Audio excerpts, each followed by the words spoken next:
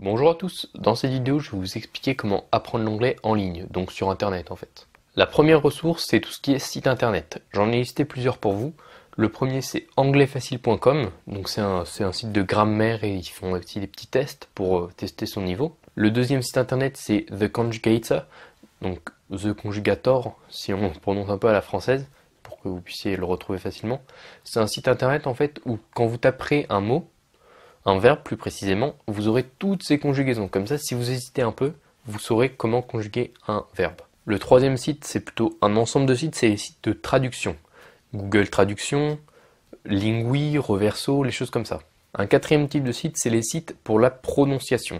Le premier, c'est Word Reference. Donc c'est un site internet, c'est un peu un dictionnaire, sauf que à côté du mot, vous avez un petit fichier audio que vous pouvez cliquer, pas besoin de le télécharger, hein, vous cliquez sur un bouton et vous entendez la prononciation du mot en accent, en fait l'accent de votre choix. Si vous voulez l'entendre en accent britannique, américain, australien, irlandais, jamaïcain même parfois.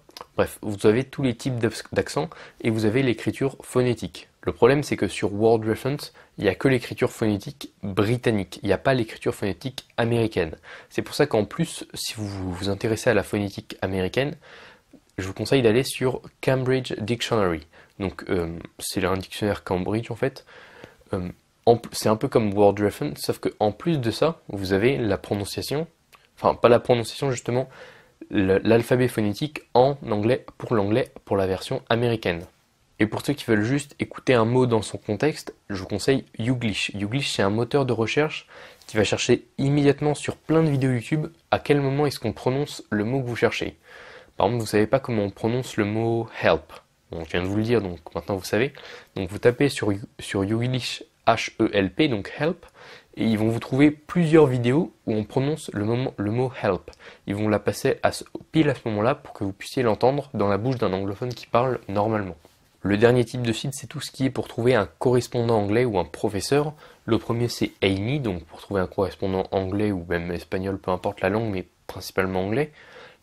Le deuxième, c'est Italki, donc là vous pourrez trouver et un professeur, enfin, ou un professeur ou un correspondant, même si pour les correspondants, je conseille plutôt Amy. Bon, bien sûr, les professeurs sur Italki, c'est payant, hein. Et le troisième type de site, du coup, c'est pour les réseaux sociaux. Vous pourrez vous faire des amis sur les réseaux sociaux en rejoignant des groupes, des pages, des choses comme ça, en commentant, en étant actif et en contactant les personnes qui sont dans le groupe. Le deuxième outil pour apprendre l'anglais en ligne, c'est les applications. Donc j'en ai listé plusieurs, Duolingo, Mosalingua, Babel, BBC Learning English, il y en a plein d'autres. J'ai déjà fait une vidéo là-dessus, je vous invite à aller la voir. Donc vous tapez application pour apprendre l'anglais, vous trouverez la mienne. Par contre, je vous mets en garde contre les applications, parfois elles sont pas complètes. C'est-à-dire que Duolingo c'est bien si vous voulez vous remettre à l'anglais, vous réapprendre 2-3 mots, mais c'est pas ça qui va vous donner une méthode complète, un apprentissage complet.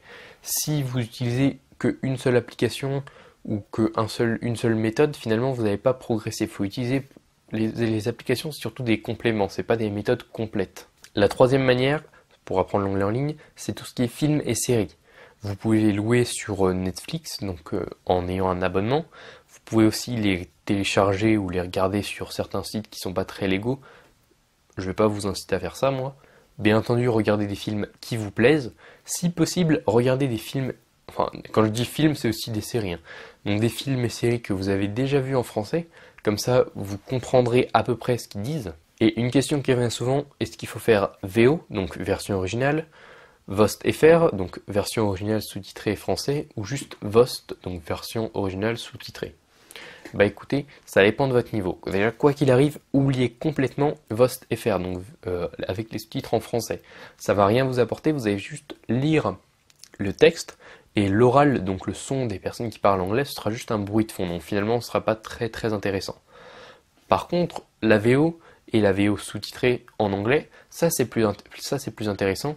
Si vous débutez, commencez d'abord avec la VO sous-titrée en anglais, et ensuite, quand vous aurez un meilleur niveau, vous pourrez faire VO sans sous-titres. Et le dernier moyen d'apprendre l'anglais sur internet, c'est avec les chaînes YouTube. Donc il y a plein de vidéos YouTube, de chaînes YouTube en anglais.